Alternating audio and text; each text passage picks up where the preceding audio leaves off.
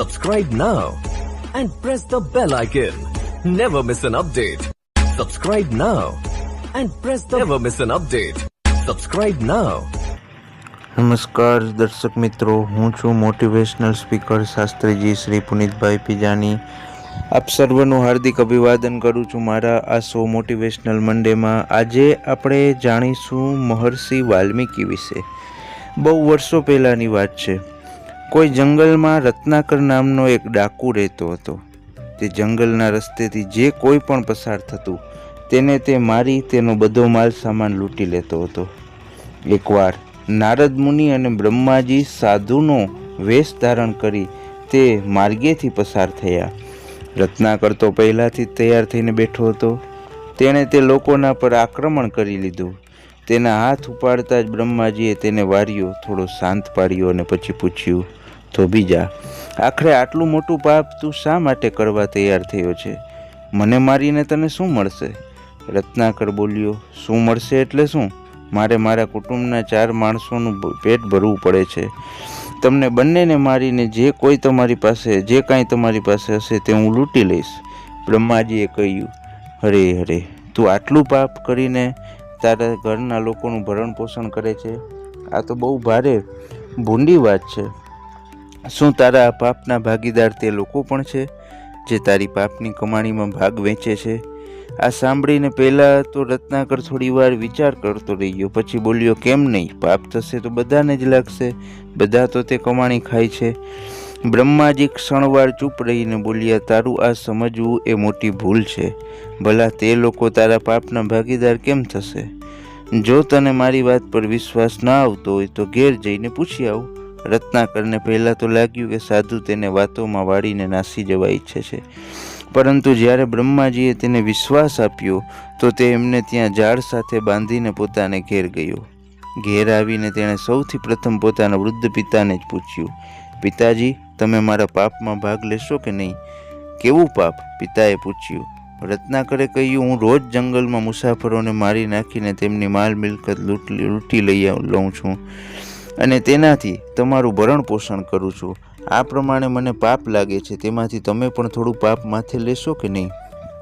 આ સાંભળી તેના પિતા એકદમ ગુસ્સે થઈ ગયા. તેમણે કહ્યું, મેં તને આ માટે જન્મ આપ્યો હતો? શું ગળપણમાં મને પાળવો એ તારી ફરજ છે? બસ આટલું જ જાણું છું. બાકી રહ્યા તારા પાપ, એના માટે તું જ જવાબદાર છે. મારે તેની સાથે કંઈ લેવા દેવા નથી. ગભરાયેલો રત્નાકર હવે તેની મા પાસે પહોંચ્યો. તેની માને પણ તેણે તે જ વાત પૂછી.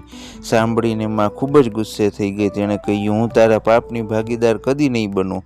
તું જેવું કરીશ તેવું જ ભોગવીશ. તું પાપ કરે છે તો તેને તું જ ભોગવ. મારે કંઈ નિસ્બત નથી. માનો જવાબ સાંભળી રત્નાકરના પગ નીચેથી જાણે જમીન સરકી ગઈ. ગભરાઈને તે પોતાની પત્નીની પાસે ગયો અને તેને પણ તે જ પ્રશ્ન પૂછ્યો. સાંભળતા જ પત્ની રડવા લાગી. તે બોલી, મને પાળવી એ આપનો ધર્મ છે. આપ મારા ભરણ પોષણના માટે ધન ક્યાંથી અને કઈ રીતથી કમાઈને લાવો છો તેની સાથે મારે કોઈ સંબંધ નથી. મેં તો આપને આ કદી નથી કહ્યું કે આપ પાપની કમાણીથી મારું પેટ ભરો. પછી હું આપના પાપની ભાગીદાર કેવી રીતે થઈશ? આ સાંભળી રત્નાકરની શાન ઠેકાણે આવી ગઈ. તેણે વિચાર્યું, અરે રે, જેના માટે મેં આ બધા બુરા કામ કર્યા તે જ સમય આવ્યો મને દગો દેવા માગે છે. હવે શું થાય? હે ભગવાન, મારી રક્ષા કરો. પ્રભુ, મને સાચો માર્ગ બતાવો. હે ભગવાન. આ પ્રમાણે વિચારતો તે બ્રહ્માજીની પાસે ગયો. એમને બધી વિગત જણાવીને તે એમના ચરણોમાં ઢળી પડ્યો અને પ્રાર્થના કરવા લાગ્યો કે ગમે તેમ કરી મને આ સંકટમાંથી ઉગારો. રત્નાકરના મોઢેથી આ વાત સાંભળીને બ્રહ્માજી પ્રસન્ન થઈ ગયા. તેમણે કહ્યું, સારું, હું તને રામ નામનો મહામંત્ર આપું છું. તું આ મંત્રનો સાચા અને પવિત્ર મનથી જપ કર્યા કર. એનાથી જ તારું કલ્યાણ થશે.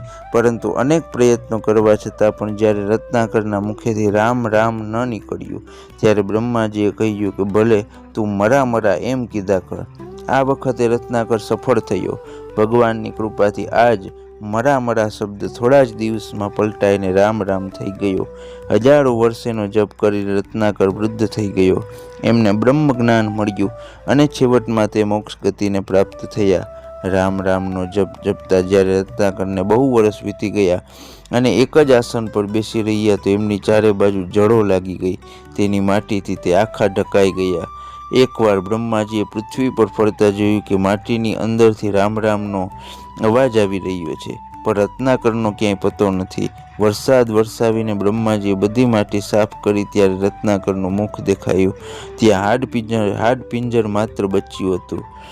બ્રહ્માજીએ પ્રસન્ન થઈને તેમના મસ્તક પર હાથ મૂક્યો. હાથ મૂકતા જ તે ફરી સ્વસ્થ અને માવસલ શરીરના થઈ ગયા. બ્રહ્માજીએ એમનું નામ રત્નાકરથી બદલીને વાલ્મીકી રાખ્યું. ત્યાર પછી તે વાલ્મીકી ઋષિના નામથી પ્રખ્યાત થયા.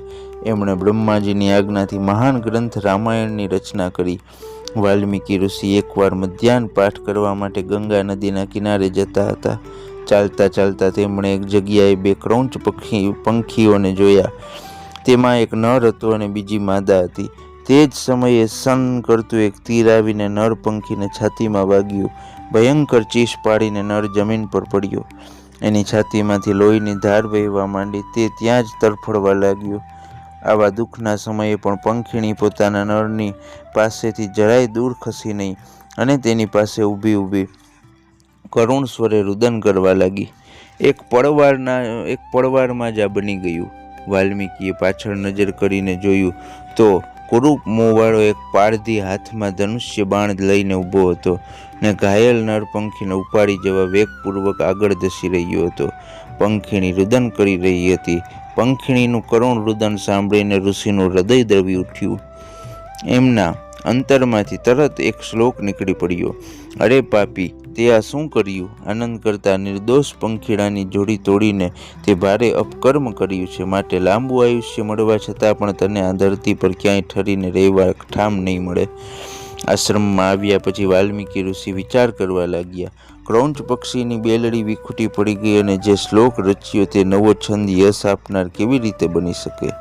છેવટે તેમણે તે છંદમાં એક મહાકાવ્ય લખવાનો નિર્ધાર કર્યો, જે સર્વ ગુણ સંપન્ન હોય, જે મહાપરાક્રમી હોય, સત્યવક્તા હોય, ટેકીલો હોય, પ્રાણી માત્રનું ભલું કરનારો હોય, લોકોમાં યશસ્વી હોય, ઈર્ષા અને ક્રોધ રહિત હોય તેવા પુરુષની કથા લખવાનો તેમણે નિશ્ચય કર્યો અને રામાયણ જેવા મહાન ગ્રંથનું સર્જન થયું.